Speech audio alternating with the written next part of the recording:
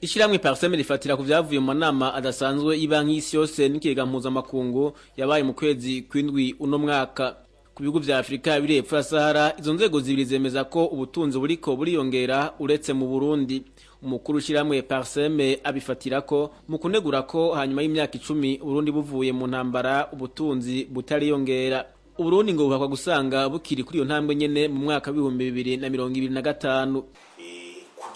Burundi rero bakacabaga bati Burundi bubandanije umurindi buriko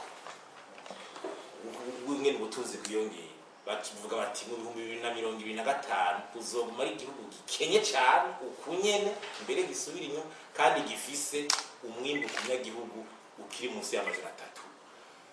ku amadolari amajana 3 kandi cyita mu ANC bizariyene ukuvuga mu ANC bugafika bageze ku majana 6 banatanga akaryo k'igihugu ca Lesotho kingana n'u Burundi cari mu misi iheze mu myaka 15 iheze cagwijije na gatatu uwo mwimbu ugikiukura ku majana 377 y'amadolari ku mu kiushikana ku gihumbi n'ijana na 200 amadolari ku mu. Bwa Parseme nk'umuntu ashobora kwibaza aho wa mugambi wo kugwanya ubutunzi ugira kabiri ugeze canke ya ntumbero Uburundi bwihaye gushika mu mwaka wa 2025 zofasha mu kwiteza imbere mu gisata c'ubutunzi.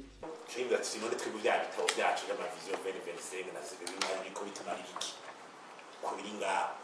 vision 2025 nayo cyabo kubiya ifisa ko umwimbu w'u Burundi wova kuhura no munsi ku majana 250